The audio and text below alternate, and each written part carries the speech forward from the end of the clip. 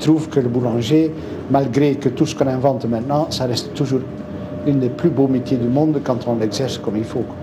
Et c'est pour ça que Yann Demaître veut partager son art et son amour de l'art. Boulanger depuis 34 ans, il a toujours fabriqué du pain au levain avec des produits bio.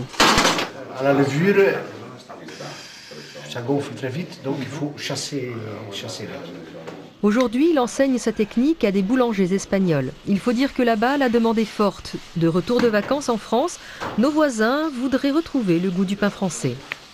On était passé mes vacances à Paris. Où est-ce que sont ces baguettes qu'on ne les retrouve pas à Barcelone? Et ça moi, ça me fait très mal parce que c'est ça, hein, c'est la vie. Hein. On ne sait pas faire les mêmes baguettes.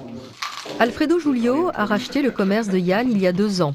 Lui aussi boulanger et amoureux du travail bien fait, il est à l'origine de cet échange de savoir transfrontalier. Et le pain, c'est la vie, donc c'est un mélange de temps, d'amour, et c'est ce qu'on essaie de leur transmettre aujourd'hui, parce que pour reproduire les mêmes choses en Espagne, il faudra partir avec ces bases-là. Outre les bases et le savoir-faire, Carlos Palou et son boulanger emporteront un morceau du trésor de Yann Demaître, un bout de son levain, le même levain naturel qu'il cultive depuis 34 ans. Moi, je l'appelle un être vivant, donc il faut le soigner, il faut le donner à nourrir, il faut le chouchouter. En prendre soin, Pep n'y manquera pas. Sacré champion du monde des boulangers, il mesure la chance qui lui est offerte d'aller au plus près de l'authenticité.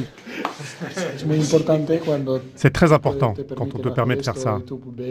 Quand tu vois qu'ici, depuis 30 ans, ils font le pain comme ça, et qu'ils te laissent pénétrer leurs secrets. C'est très intéressant.